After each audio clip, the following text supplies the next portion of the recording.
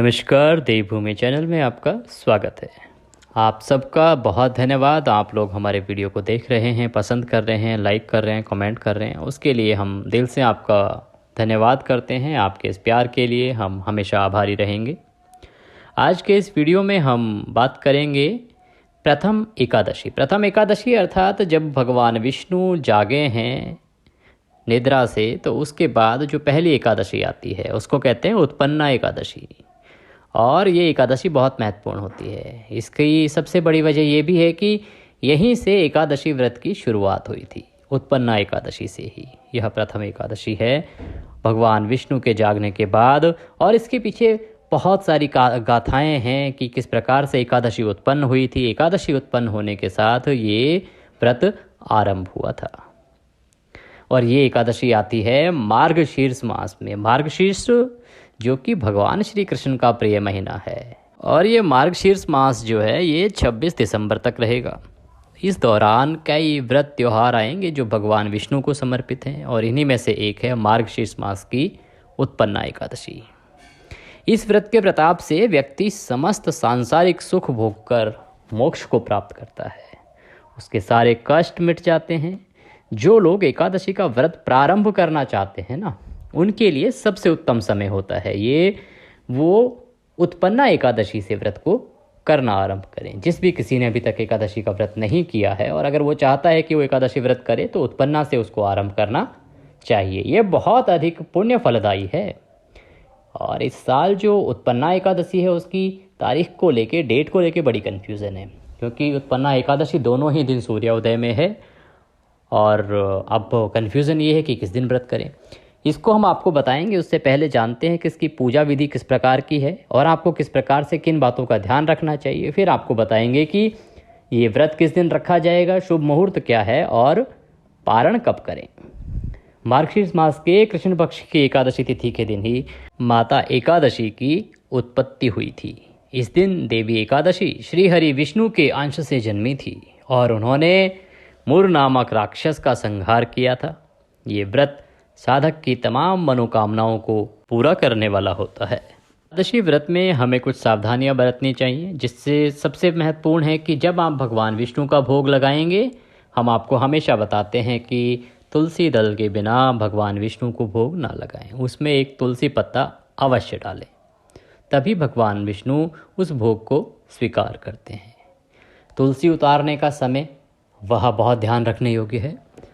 तुलसी हमेशा एक दिन पहले उतार लेनी चाहिए, और अगर कभी रविवार पड़ रहा हो तो उससे भी पहले उतार के रख लेनी चाहिए। आपने एकादशी का व्रत अगले दिन करना है तो नियम कहता है कि आप दशमी तिथि को ही दोपहर के भोजन के बाद कुछ ना खाएं।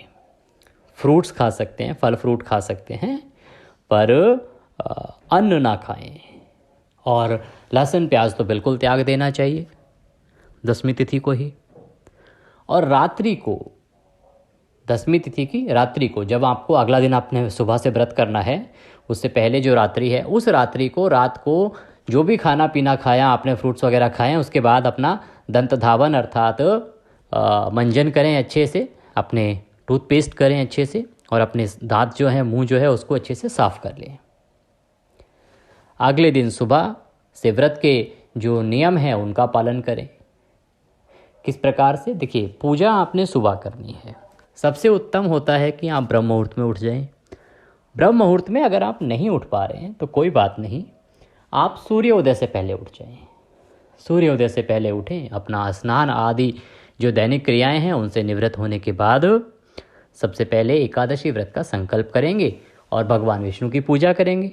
उसके लिए आपके पास जो घर में मंदिर है वहाँ पे आसन लगा के बैठ जाएं। या तो पूर्व दिशा की ओर मुँह करें या तो उत्तर दिशा की ओर, शुभ रहेगा। आसन लगा के बैठ जाएं और वहाँ पे एक चौकी, देखिए आपके पास मंदिर में ऐसी जगह है जो साफ़ सुथरी होती है, या फिर आप पहले उस जगह को साफ़ कर लें। अगर कच्ची जगह है तो गाय के गोबर से लीप लें। अगर आपके पास आजकल, क्योंकि कल्चर फ्लैट्स का है, तो आपके टाइल्स होती हैं लगी हुई, आप एक अच्छे से शुद्ध पानी से उस जल का पोछा लगा लें, उस पर गंगा जल छिड़कें, फिर वहाँ पे एक पट्टा, चौकी, जो भी आपके पास है वो बिछाएं। उस पर हो सके तो एक पीला वस्त्र बिछाएं।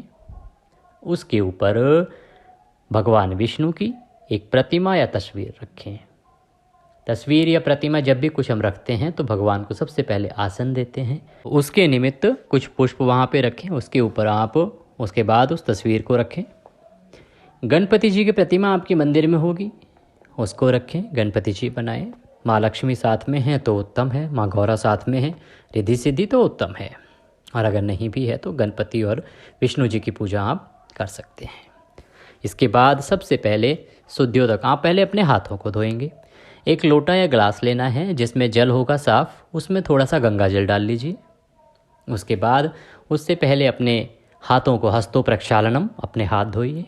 फिर भगवान को स्नान कराइए। स्नान कराने का सबसे अच्छा तरीका है, एक कोई पुष्प आपके पास होगा, उस पुष्प को पानी में डुबोइए और अपने सीधे हाथ से प्रभु को थोड़े से छींटे दीजिए। अगर आपके पास पुष्प नहीं है तो आप अपने हाथों की 2 उंगलियों को उसमें डुबोइए और उनसे भगवान को छींटे दीजिए। उसके बाद भगवान को एक साफ वस्त्र से पोंछिए। एक साफ वस्त्र जो आप मंदिर में रखती होंगी, नहीं है तो कोई बात नहीं, कोई भी धुला हुआ एक साफ कपड़ा लीजिए, कोई हैंकी लीजिए, रुमाल लीजिए। उससे भगवान की तस्वीर को, भगवान की प्रतिमा को अच्छे से साफ कीजिए। पोंछने के बाद, स्नान कराने के बाद उनको तिलक लगाइए। गणपति जी को भी तिलक लगाइए। तिलक लगा के फिर पुष्प अर्पित कीजिए। माला है तो माला अर्पित कीजिए। वस्त्र के रूप में मौली अर्पित कीजिए, क्योंकि वस्त्र जो है तस्वीरों को पहनाए नहीं जा सकते, तो एक जो नियम है उसके अनुसार मौली का एक छोटा सा टुकड़ा, मौली कलावा भी कहते हैं उसे, एक छोटा टुकड़ा तोड़िए, भगवान को अर्पित कीजिए, गणेश जी को अर्पित कीजिए। ये वस्त्रम वस्त्रांते वस्त्र हो गया आपका, स्नान हो गया आपका, तिलक हो गया आपका।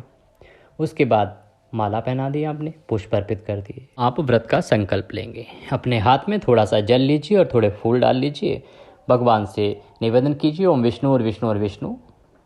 हे भगवान विष्णु, हम आपको साक्षी मानकर अपना नाम बोलिए, अपना गोत्र बोलिए और जिस स्थान पर आप हैं अपना मकान नंबर बोलिए।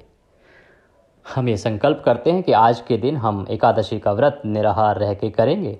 इसको सफल बनाने के लिए हमें शक्ति दीजिए और वो संकल्प भगवान विष्णु के चरणों में छोड़ दीजिए।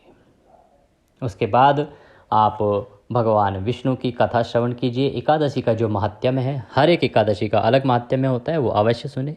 अगर आपके पास पुस्तक नहीं है तो सबसे अच्छा साधन है आप हमारे चैनल को सब्सक्राइब कर लीजिए, और कर रखा है तो वो बहुत उत्तम है, क्योंकि प्रत्येक एकादशी का महात्म्य, प्रत्येक एकादशी की कथा समय से आपके इस चैनल पर अपलोड की जाती है। आप अपने हमारे चैनल पर वह कथा श्रवण करें। कथा सुनने के बाद भगवान विष्णु की आरती करें। भगवान विष्णु की आरती के बाद भगवान को भोग लगाएं। भोग में तुलसी दल अवश्य डालें। भोग लगाने के बाद पूजा आपकी समाप्त होती है।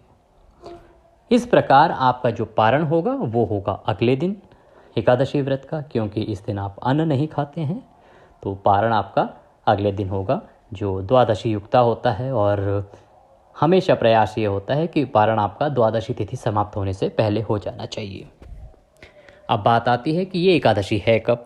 देखिए, उत्पन्ना एकादशी का जो व्रत है इसकी जानकारी हम आपको देते हैं। उत्पन्ना एकादशी 8 दिसंबर को सुबह 5:06 पर आरंभ हो रही है और ये 9 दिसंबर को सुबह 6:31 पर समाप्त होगी।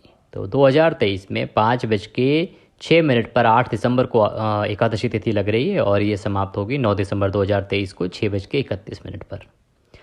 इस प्रकार से जो सूर्य उदय के अनुसार जो व्रत है वो आप करेंगे 8 दिसंबर को। और जो वैष्णव संप्रदाय के लोग हैं, साधु सन्यासी हैं, संत हैं, वो सभी लोग इसका व्रत करेंगे 9 दिसंबर को, क्योंकि वो द्वादशी युक्ता व्रत करते हैं।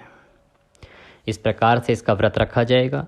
पारण अगर आप 8 तारीख को व्रत रख रहे हैं, गृहस्थ आश्रम वाले, आप 8 तारीख को अगर व्रत रख रहे हैं तो आपका पारण होगा दोपहर को 1:15 से 3:20 का समय रहेगा। ये समय रहेगा 9 दिसंबर को। आप 8 तारीख को एकादशी का व्रत रखेंगे, 9 दिसंबर को दोपहर को 1:15 से 3:20 का समय। अगर आप वैष्णव संप्रदाय से संबंधित हैं और 10 दिसंबर को आप इसका पारण करेंगे 9 को व्रत करके, और समय रहेगा सुबह 7:02 से 7:13 के बीच में, क्योंकि उसके बाद द्वादशी समाप्त हो रही है, इसीलिए आप इससे पहले ही पारण अवश्य कर लें। जानकारी थी एकादशी के बारे में। अगर वीडियो अच्छा लगा हो तो वीडियो को लाइक अवश्य करें, कमेंट बॉक्स में जय श्री हरि अवश्य लिखें। अगले वीडियो में आप सुनेंगे एकादशी की व्रत कथा और फिर होगी आपसे मुलाकात। तब तक के लिए जय श्री हरि।